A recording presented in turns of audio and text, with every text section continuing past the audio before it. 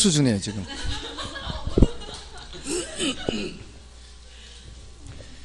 자, 이제 가격 이론 보겠습니다. 가격 이론에서는 그나마 좀 출제된 주제들이 가격과 가치를 구별하는 게 있고요. 다음에 가치 발생 요인 또는 뭐 가격 발생 요인 또는 가격 형성 요인,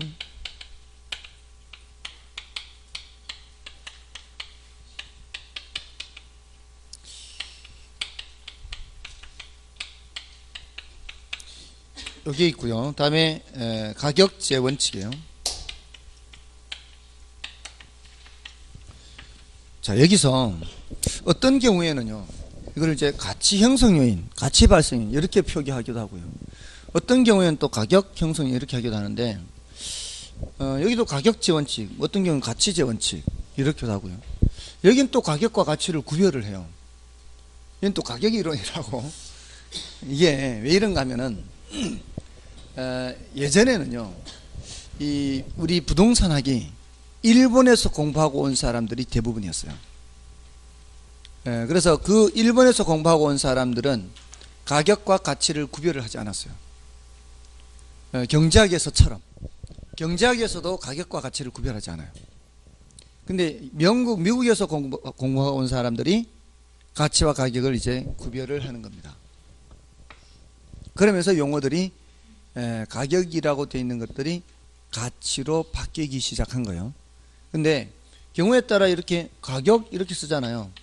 이렇게 쓰는 거는 이제 예전에 일본에서 공부하고 온 사람들이 가치와 가격을 구별하지 않는 입장에서 그냥 그대로 쓸 때는 뭐 가치도 썼다가 가격도 썼다가 그래요. 그러니까 우리 시험에서 다음 가격과 가치에 대한 다음 설명 중 옳지 않은 것은, 이렇게 질문이 들어왔다는 것은 구별을 하란 얘기죠. 그러지 않고 쓸 때는 가격, 가치를 엄격하게 구별하지 않을 수도 있습니다. 그래서 그걸 오해를 하지 마시고, 이때 일단 가격과 가치를 구별해서 질문할 때는 이것은 다른 개념이다 이렇게 하시고요.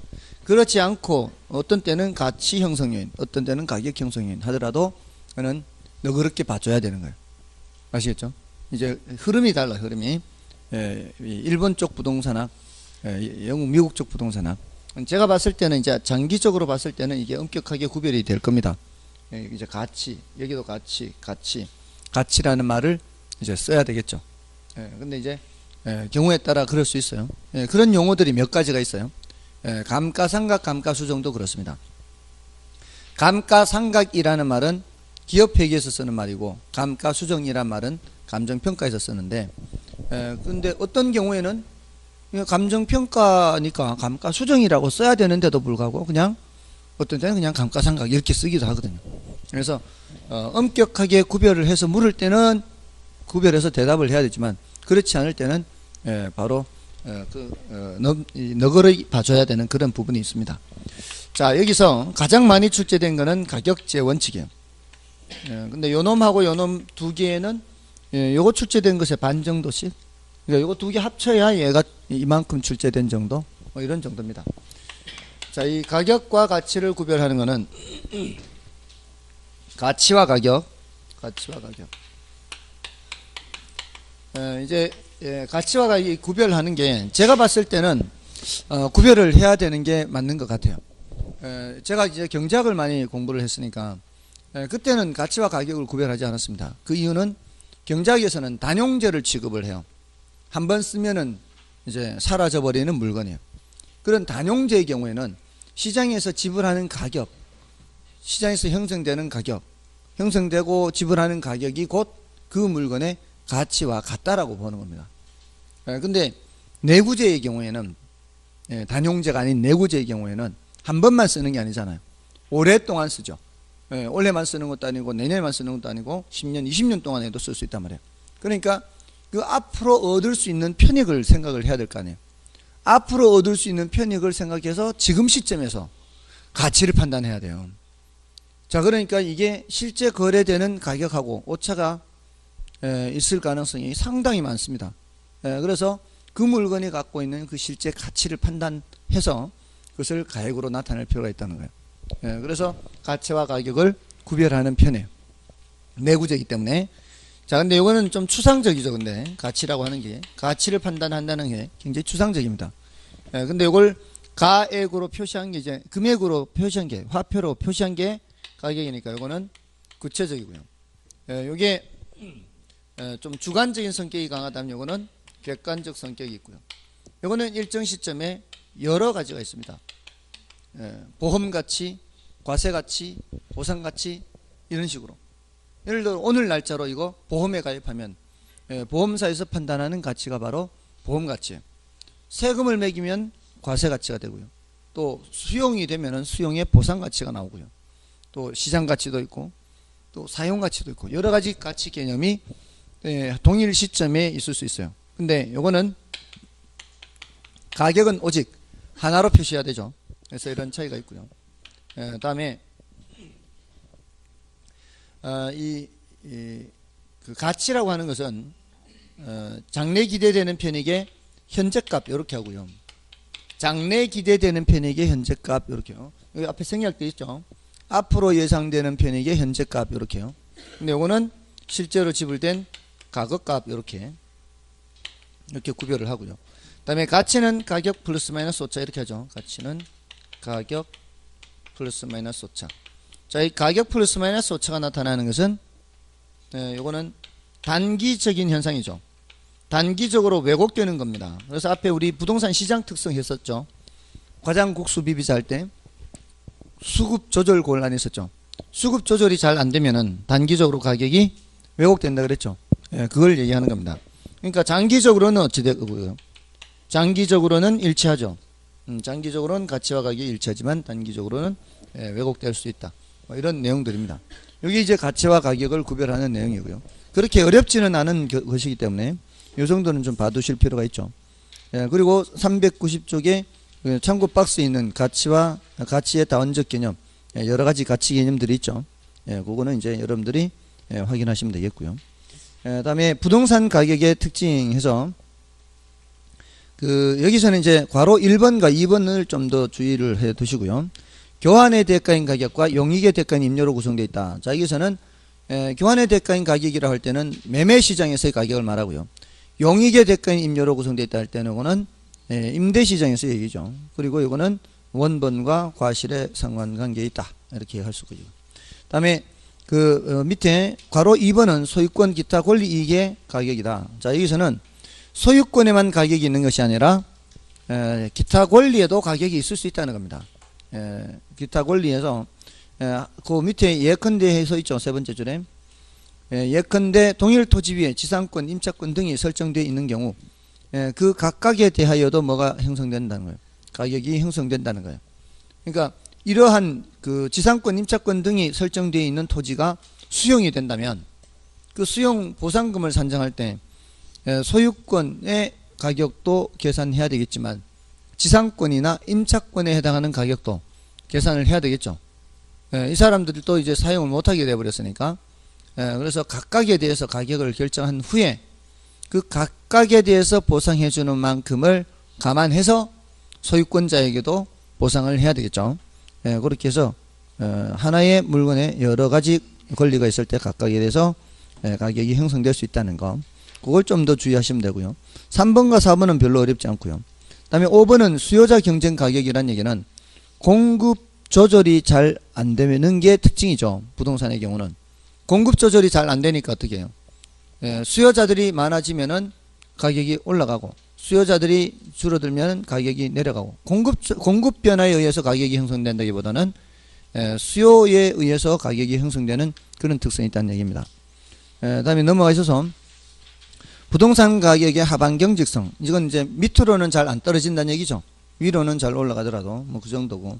그다음에 부동산 가격의 이중성은 수요 공급에 의해서 가격이 결정되고 결정된 가격은 다시 수요 공급에 영향을 미치는 거, 이거를 가격의 이중성이라 그래요. 그래서 영향을 주고받는 걸 말하는 거죠. 수요 공급에 의해서 가격이 결정되고 결정된 가격은 다시 수요 공급에 영향을 미치는 것. 자, 여기 이제 이중성이고요. 다음에 시장 가치, 여기서는 그 네 군데 밑줄 그어 놓으라 그랬죠. 통상적인 시장에서 통상적인 시장 요거 하고요. 충분한 기간 거래를 위해 공개된 후, 여기서는 충분한 기간. 그다음에 그 대상 물건의 내용에 정통한 당사자 사이에서 할 때 정통한 당사자. 그다음에 신중하고 자발적인 거래. 자, 요거 네 군데 밑줄 그어놓고요. 그래서 그러한 조건이 달성될 경우에 성립될 가능성이 가장 높다고 인정되는 대상 물건의 가액을 시장 가치라고 하고요. 우리는 원칙적으로 시장 가치를 기준으로 해서 평가해야 됩니다. 그게 이제 시장 가치 기준 원칙이고요. 예외적으로 시장 가치로 평가하기가 곤란할 때에는 그럴 때는 이제 시장 가치 외의 가치로 보는데, 자, 어떤 경우에 시장 가치 외의 가치로 하는가 하면은 기업관위원회, 특히 기업관위원, 법령에 다른 규정이 있는 경우, 그리고 감정평가 의뢰인이 요청하는 경우, 이럴 때에는 시장 가치 외의 가치로 평가합니다. 자, 뭐 이 정도고요.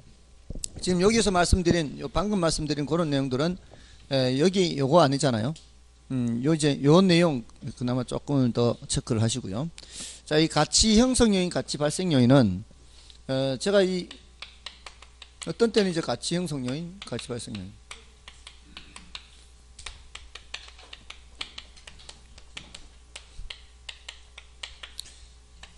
경제학을 공부한 후에 제가 이걸 공부를 했거든요. 이 부동산의 이 부분. 경제학을 공부한 입장에서는 굉장히 이거 어색했어요. 굳이 왜 이렇게 나눌까? 우리 앞에서 우리 수요 공급 했었죠. 수요 공급을 공부한 입장에서는 굳이 이렇게 안 나눠도 되거든요. 예를 들어 우리 앞에서 형 이름 동생 이름 했었는데, 지난 순환에 형 이름이 뭐였어요? 일반 요인, 지역 요인, 개별 요인 있죠. 자, 일반 요인에 다시 사회적 요인, 경제적 요인, 행정적 요인 이렇게 합니다. 다음에 지역 요인에는 다시 지역 수준의 사회 요인이 있고요, 지역 수준의 경제적 요인이 있고, 지역 수준의 행정적 요인이 있어요. 그리고 지역의 자연 조건이 있어요. 이런 것들이 결합이 돼서 지역 요인이 되고, 그 외에 이제 개별 요인이 있어요. 자, 일지계 할 때 일지계. 자, 얘네들이 어디에 영향 미쳐요? 동생 이름 효상유라고 그랬죠. 효용성 또는 유용성, 상대적 희소성, 그 다음에 유효수요죠. 효상유 이렇게. 자, 여기 이제 이전성을 추가로 두는 학자도 있고요. 자, 이게 이제 수요 공급에 영향 미친다 이렇게 했는데, 앞에 우리 수요 공급에서 얘기를 해볼까요? 앞에서 수요 공급 얘기할 때, 자, 사회적 요인의 대표적인 게 인구거든요. 사회적 요인의 대표적인 게 인구예요. 인구가 증가하면 수요가 어떻게 돼요? 수요가 증가하죠. 경제적 요인의 대표적인 게 소득이에요. 소득이 증가하면 수요가 증가하죠. 행정 규제가 강화돼요. 건축업자에 대한 규제 또는 건폐율, 용적률 규제가 강화되면 공급이 감소하잖아요. 앞에서 다 했죠 이거. 수요 공급에서는 여기서 바로 와요 이렇게. 굳이 이렇게 안 나눈다고요. 형성 요인, 발생 요인 안 나눠요. 그죠? 너무 쉽잖아요. 근데 굳이 감정평가론에서는 형성 요인이 뭐에 영향을 미치고 발생 요인에 영향을 미치고 그게 수요 공급에 영향을 미쳐서 이렇게 하죠.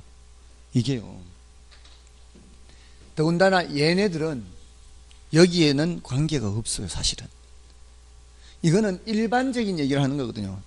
여기서 예를 들어 우리나라 인구가 증가하면은 우리나라 전반적인 부동산 수요는 어때요? 전반적인 부동산 수요는 증가하겠죠. 우리나라 전반적인 소득이 증가하면 우리나라 전반적인 수요는 증가하겠죠. 이런 식의 의미의 수요 공급 얘기예요. 근데 여기서는 그게 아니에요 사실은. 여기서의 수요 공급은 전반적인 그러한 이 수요 공급이 아니라 요 물건에 대한 수요 공급이에요. 요 물건에 대한 희소성, 요 물건에 대한 효용성이에요.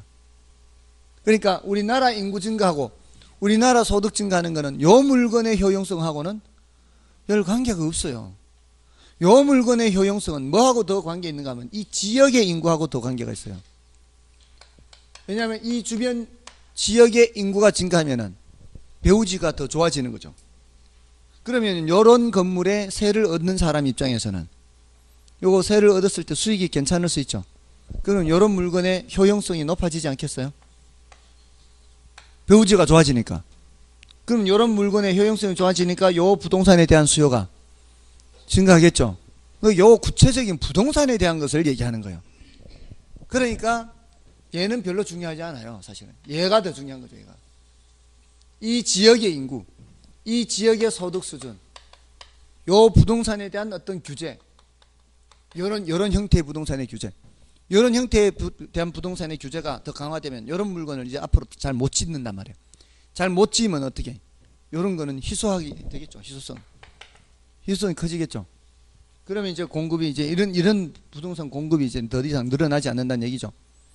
자, 그러니까 지금 요 놈들이 바뀌면은 얘가 바뀌겠네. 이 부동산에 대한 효용성이나 상대적 희소성이나 유효 수요 이런 것이 바뀌기 때문에 결국 부동산 가격이 바뀐다는 거죠.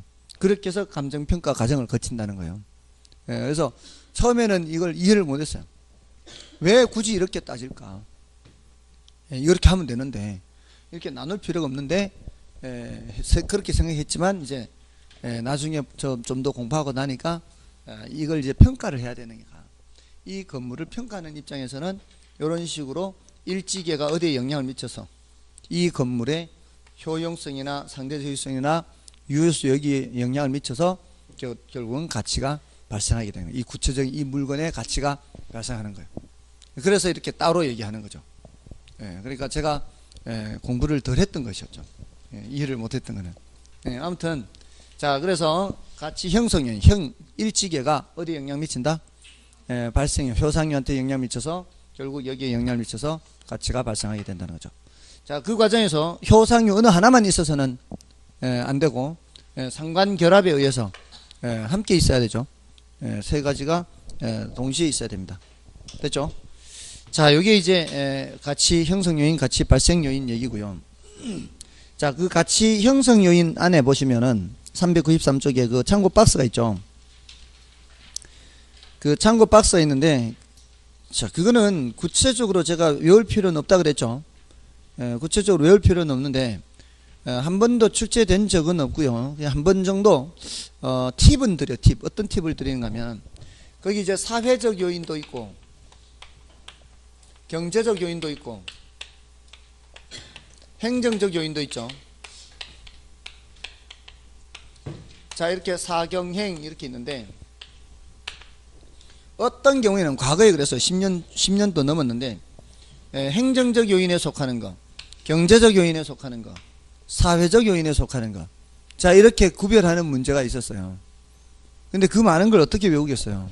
외우지는 못하고 분류를 하는 방법을 말씀을 드리면 이 행정적 요인에 해당하는 것들은 무슨 규제라든가 정책이라든가 제도, 계획 이런 표현들이 있어요.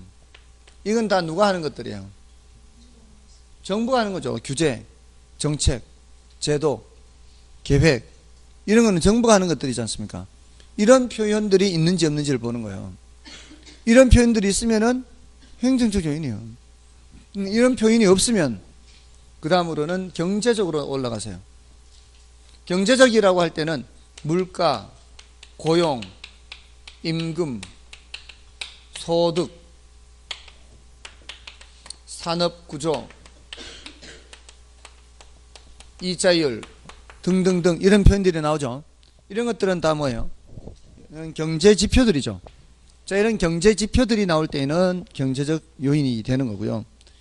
그 위에 사회적 요인은 이도 저도 아니면 다 사회적 요인 이렇게. 그게 속 편하죠. 이도 저도 아니면은 사회적 요인. 얼마나 편해요 이렇게 하면. 됐잖아요. 자, 그렇게 하고 넘어가시고요. 자, 이제 가장 중요한 이제 가격제 원칙이에요.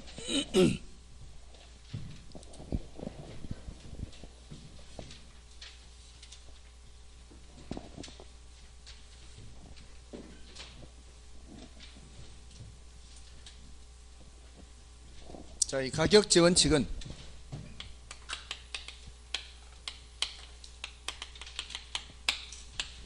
자, 이거는 이제 감정평가사들한테 주는 지침이에요. 감정평가사들이 요 원칙에 따라 평가를 하면은 부동산 가격을 적절하게 평가를 할 수 있을 것이다 라고 해서 평가사들한테 주는 지침이다 라고 생각하시면 되고요. 이 중에 이제 가장 중심이 되는 원칙이 최유효 이용 원칙이죠. 자, 이 최유효 이용 원칙은 자, 뜻이 뭘까요? 뜻이 부동산의 가치란 것은 최유효 이용을 기준으로 해서 형성된다는 거예요. 부동산의 가치는 뭐를 기준으로 해서 최유효 이용 상태를 기준으로 해서 또는 표준으로 해서 기준 형성되는 거예요. 자, 이게 어떤 의미인가 하면요. 자, 아까 건부지 아까 얘가 나왔는데 자, 이 지상에 이 건물이 있는 이 땅이에요. 근데 이 건물이 지금 철거를 해야 되는 상태예요. 자, 그러면 이 땅은 최유효 이용 상태라 할 수 있어요, 없어요? 최유효 이용 상태라 할 수가 없죠. 자, 그러면은 옆에 다른 조건은 똑같고 건물이 없는 땅이 있어요. 자, 이 낮이죠, 낮이. 얘는 최유효 이용 상태요, 그렇지 않은 상태요? 얘는 최유효 이용 상태죠. 언제든지 최유효 이용의 건물을 지을 수 있으니까. 자, 그러면 얘의 이 건부지 가격은 이 말이에요.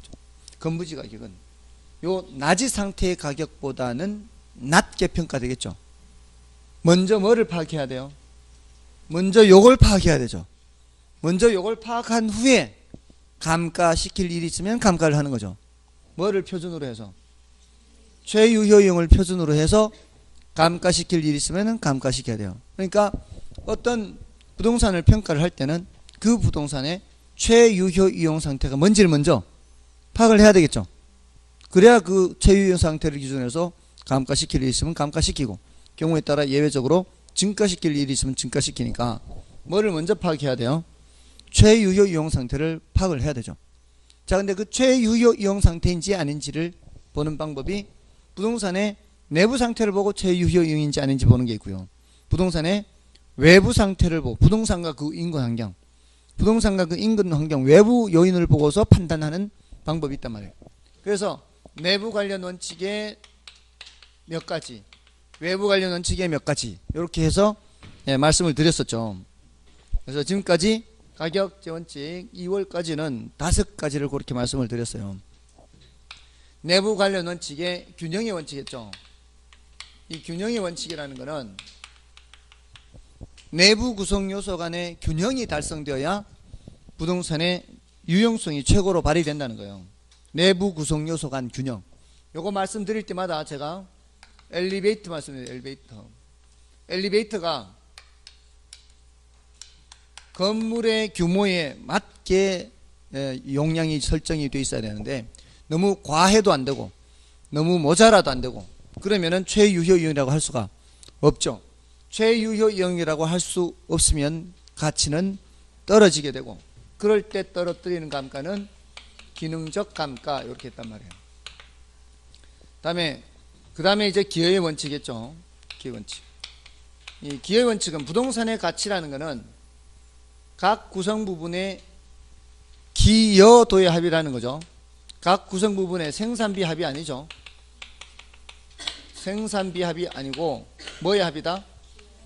기여도의 합이다. 생산비 합이 아니라 기여도의 합이다.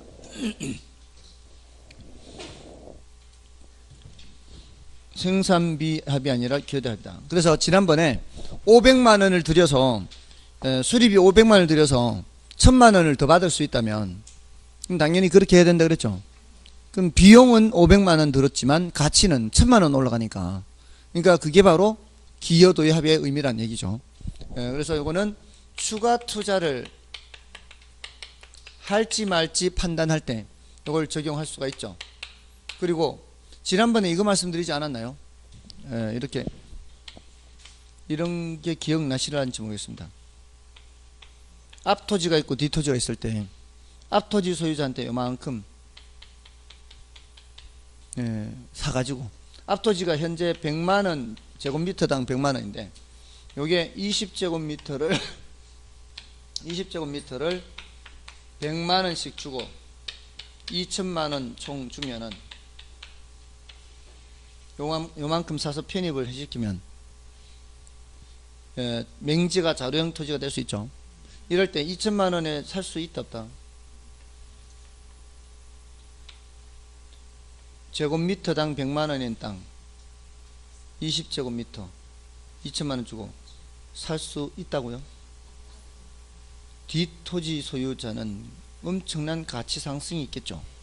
그럼 앞토지 소유자가 배가 아파서라도 못 팔죠. 안 팔겠죠. 그 가치 상승이 상당할 거 아니에요. 그럼 가치 상승이 있다면은 2천만원에 안 팔고 예를 들어 뭐 4천만원이다 또는 5천만원이다 이렇게 해야 팔 거 아닌가요? 이 가치 상승이 얼마나 되느냐에 따라 다르겠지만, 자, 이럴 때 요 4천만원 또는 5천만원 이런 금액은 이 사람한테 팔 때만 받을 수 있죠. 다른 사람한테 팔 때는 못 받죠. 요거를 무슨 가격이라 해요? 한정 가격이라. 한정 가격. 제한된 당사자 사이에서만 합리성이 인정되는 가격을 한정 가격이라고 그래요. 이거는 시장 가치게요, 시장 가치가 아니게요? 시장 가치가 아니에요. 시장 가치 외의 가치예요. 자, 요 한정 가격을 판정을 하려면 이 토지가 뒷토지 가치 상승에 얼마나 기여했는지를 봐야 된다 그랬죠. 그래서 기여의 원칙과 관련있어요. 그래서 한정 가격 판정할 때 말이에요. 한정 가격 판정할 때 기여의 원칙이 적용돼요. 이 한정 가격은 부동산의 특성에서는 어디서 나올까요? 부동산 특성에서는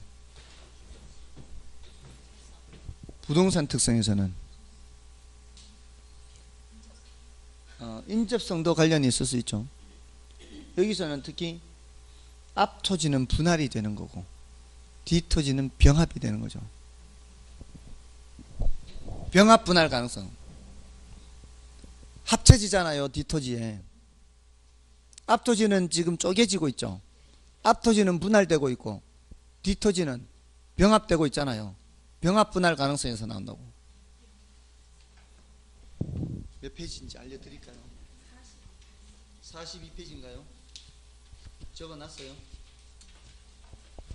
42쪽에 중간쯤에 병합 분할 가능성 파생현상에 3번 있죠. 표시돼 있죠. 표시만 돼 있고 나는 모르고. 됐습니까? 자, 그리고 여기서 자, 병합 분할 가능성에서 이 한정 가격이 나와요. 한정 가격이. 그리고 여기에 무슨 원칙이 적용되고요? 기여의 원칙이 적용되고. 그리고 자, 요거 평가하는 거 이거 부분 평가예요, 구분 평가예요?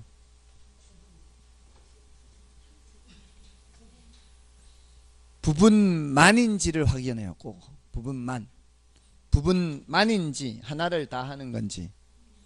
이걸 한 부분만 하잖아요. 그러면은 부분평가요. 구분평가는 얘도 해야 돼. 얘도 요놈도 해야 된다고. 그러니까 항상 부분만인지 아닌지를 항상 확인하라고요. 부분만. 됐나요? 다음에 얘는 조건부 평가예요, 현황 평가예요?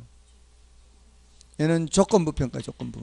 지금 현재 이런 상태가 아니에요. 지금 현재는 지금 이게 없잖아. 이게 뭔 뜻인지 아시겠죠? 조건부 평가, 부분 평가, 그리고 기여의 원칙, 한정 가격, 병합 분할 가능성, 이렇게 연결이 된다고요. 됐나요? 자, 이게 이제 기여 원칙이고, 내부 관련 원칙에 요 두 놈하고, 또 외부 관련 원칙에 적합의 원칙이겠죠. 이건 부동산의 외부를 봐야 되는 거죠. 이건 부동산의 내부를 보는 거고, 이건 부동산의 외부예요. 부동산의 유용성이 최고로 발휘되기 위해서는 인근 환경에 적합해야 된다 그랬죠. 인근 환경에 적합해야 된다. 이게 적합의 원칙이고요. 이때 달동네 고급 빌라 말씀드렸죠. 자, 달동네 고급 빌라는 최유효 이용이요, 그렇지 않은 거예요. 최유효이 아닌 거죠. 그러면은 유용성이 최고로 발휘될 수가 없죠. 그러면은 무슨 감가가 발생한다? 경제적 감가가 발생한다. 물리적으로 또는 기능적으로 문제가 없어도 이 말이죠. 그래도 경제적 가치는 떨어지죠. 그러니까 무슨 감가? 경제적 감가예요. 자, 요 세 가지 하고요. 그 다음에 토대가 되는 원칙에서 변동의 원칙이었어요. 자, 조금 전에 형이 동생한테 영향 미친다 그랬죠. 형이 변하면 누구도 변해. 동생도 변해. 형성 요인이 변하면, 일치계가 변하면 효상유도 변합니다. 가치도 자꾸 변하겠죠. 그러니까 어제 가치 다르고 오늘 가치 다를 수가 있죠. 자, 그러니까 감정평가를 할 때는 이 가치가 언제적 가치인지를 밝혀줘야 되겠죠. 그러니까 무슨 시점, 기준 시점을 명확히 해야 되고 또 시점 수정도 해야 됩니다. 왜냐하면 내가 사례를 구했는데 사례가 1년 전의 사례예요. 자, 그러면 1년 전의 사례 그 가격이 지금도 그 가격이냐 이 말이죠. 다를 거 아니에요. 1년 전에 거래된 사례이든 1년 전에 건축된 사례이든 1년 전의 가격이 그대로 지금 그대로 유지될 수는 없잖아요. 분명히 가치 형성 요인이 변했을 거 아니에요. 그럼 그 시점을 수정을 해야 된다 이 말이죠. 이런 게 다 변동의 원칙 때문에 그러고요. 다음에 기타 원칙의 대체 원칙이었죠. 자, 대체 원칙은 부동산의 가치는 대체 가능한 다른 물건과 상호작용하는 과정에서 형성되는 거예요. 대체 가능한 다른 물건과 상호작용. 예를 들어서 대체 가능한 어떤 두 개의 물건이 있는데, 자, 한 놈은 가격이 높고 한 놈은 가격이 낮다면 그러면은 사람들은 당연히 뭘 선택을 해요? 가격이 낮은 걸 선택하겠죠. 그러면은 가격이 낮은 놈은 점점 가격이 올라갈 것이고 가격이 높던 놈은 사람들이 안 사니까 내려가서 결국은 어떻게 돼요? 같아지겠죠. 그럼 대체 가능한 물건이라면 결국 가격도 비슷해지게 될 거란 얘기예요. 그러면 내가 어떤 물건을 평가를 하려고 한다면 그 물건과 대체 가능한 비슷한 다른 물건이 얼마에 거래된지 보면 될 거 아니에요. 그래서 내가 아파트 뭐를 평가하려고 하는데 그거하고 비슷한 게 언제 얼마에 거래됐는지 보고 비교하는 거죠. 그러니까 감정평가를 할 때는 어떤 물건을 평가하려면은 사례를 구하지 않을 수가 없잖아요. 사례를 구해야 될 거 아니에요. 그 사례를 구한다는 게 요 물건하고 어떠한 사례예요?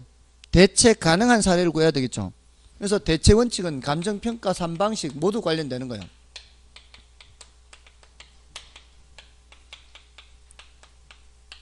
사례를 구해야 되니까. 어떤 사례를 구해야 되니까? 대체 가능한 사례를 구해야 되니까. 그래서 3방식 다 필요한데 특히 무슨 방식하고 관련이 있다고요? 특히 비교 방식이요. 비교 방식은 이 사례를 구할 수밖에 없다고요. 얘는 간접법이에요. 간접법.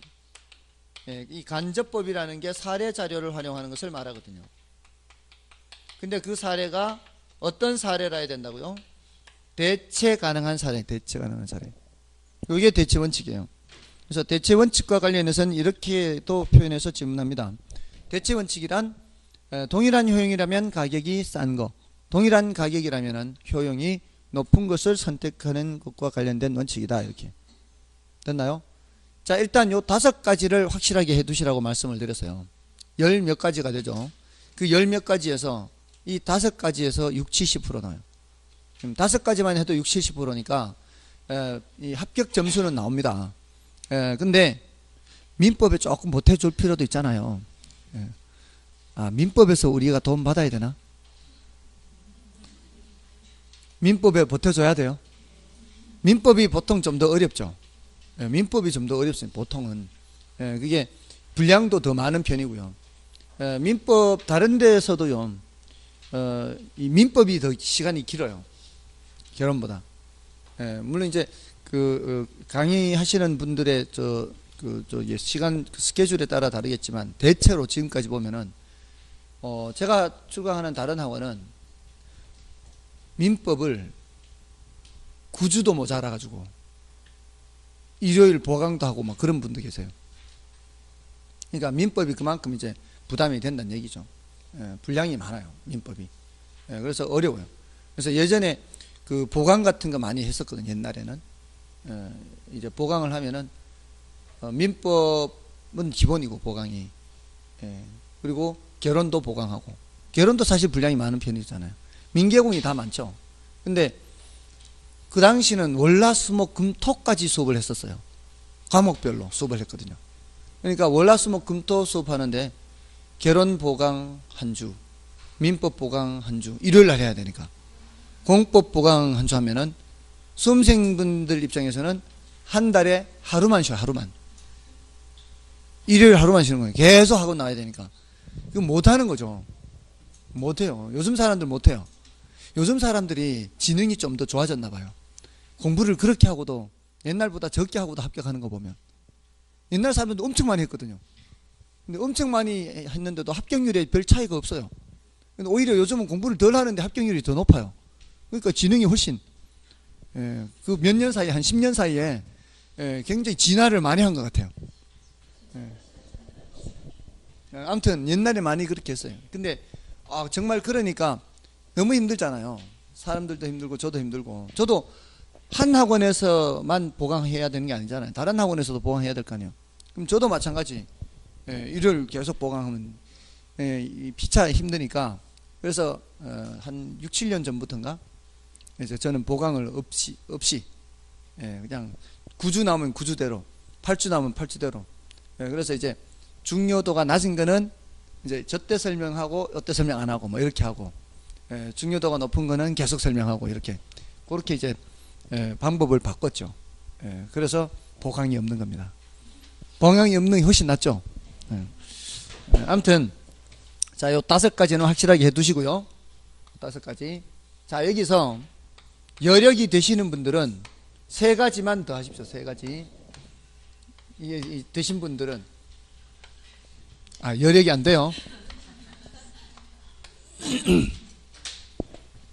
자, 여기 이제 수익 배분의 원칙이라는 게 있고요. 수익 체증 체감 원칙이 있고요.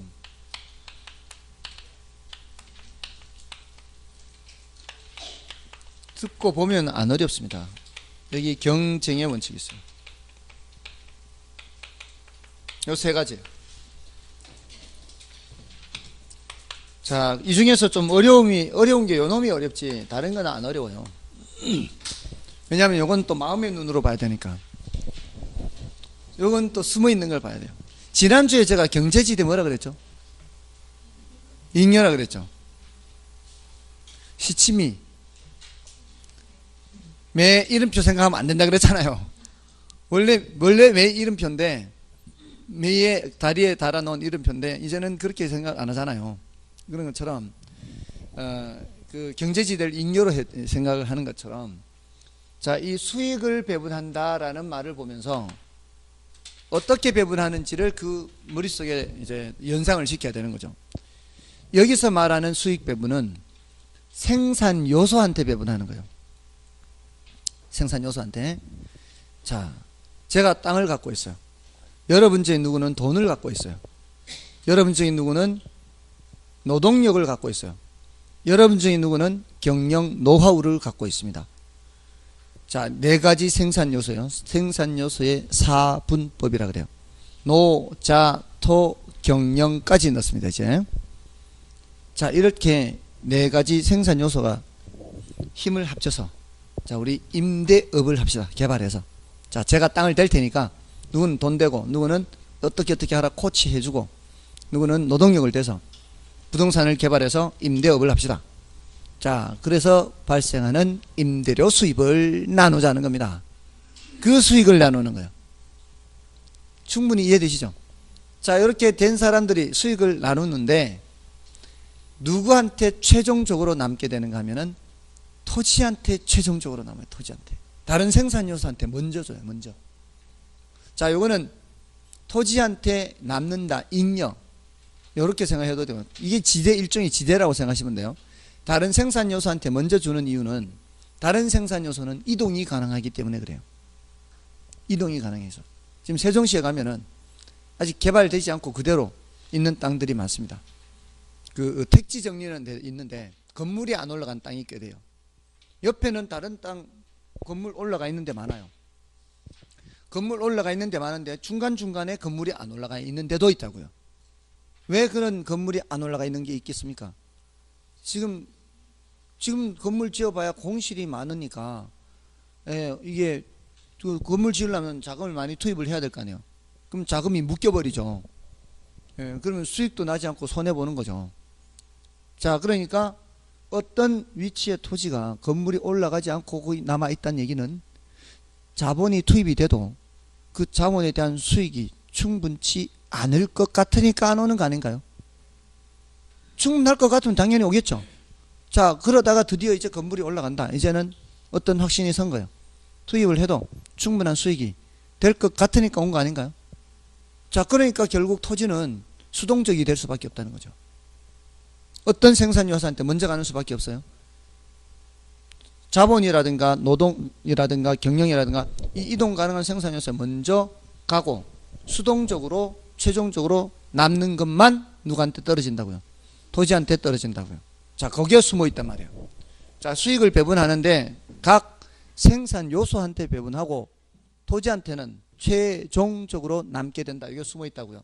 그래서 얘를 잉여 생산성 원리라 그래. 잉여 생산. 남는 거예요. 남는 거. 누구한테 남는다? 잉여 생산성 원리요.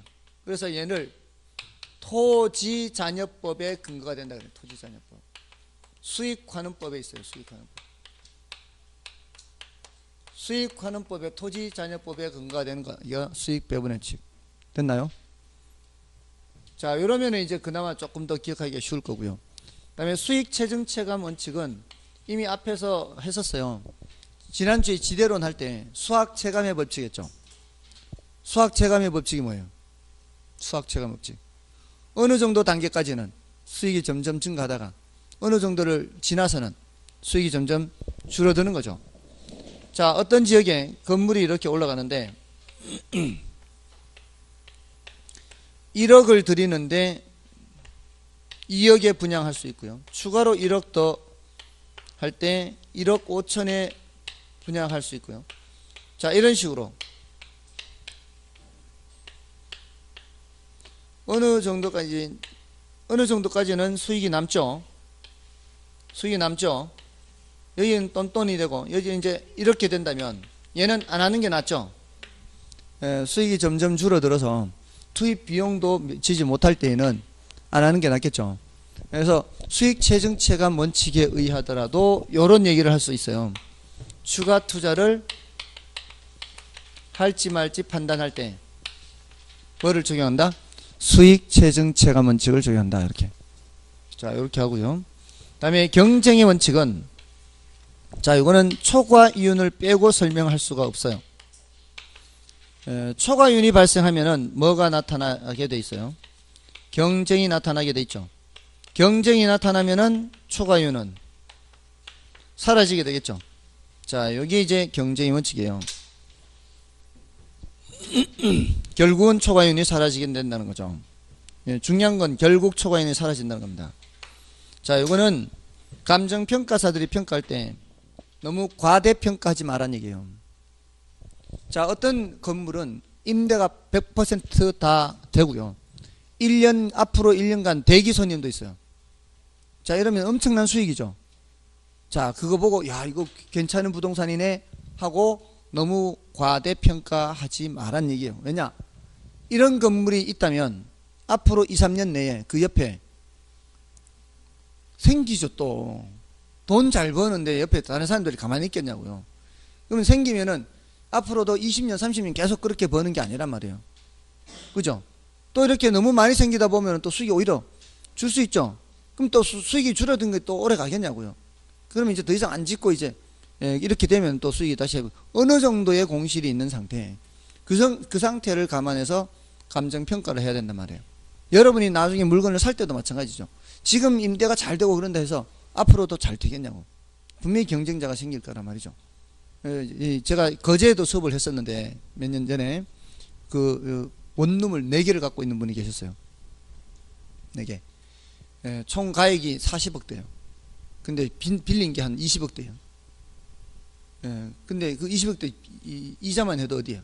그래서 제가 젊은 나이인데 지금 굉장히 젊어요. 나이가 40대 초반 이런데 젊은 나이에 외지에서 거제 와가지고 이렇게 재산을 단기간에 읽었어요. 근데 젊은 나이에 참 많이 벌긴 했는데 너무 한쪽으로 너무 심하게 하는 거 아닌가? 근데 얘기하기를 공실 없고 대기 손님 있고 막 이런다 그러더라고요. 예, 그리고 관리비 거의 발생 안 하고, 예, 왜냐면 그 관리비를 따로 받으니까, 예, 자기 돈 별로 안 든다. 수익이 좋다. 그런데 지금 거제가 저렇게 돼버렸잖아요. 그리고 그 설령 거제 경제가 저렇게 안 되더라도 그런 상황이면 원룸을 자꾸 짓는다고요. 옆에. 그러니까 너무 한쪽으로 투자를 하면 안 되는 거죠.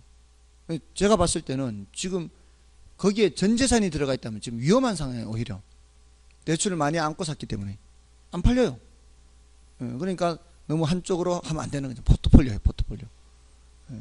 안 그랬으면은 이 20억대 자산이 있을 사람이 이게 갑자기 안 팔리기 시작해버리면은, 빚 부담 때문에 오히려 완전히 그냥 파산할 수도 있습니다.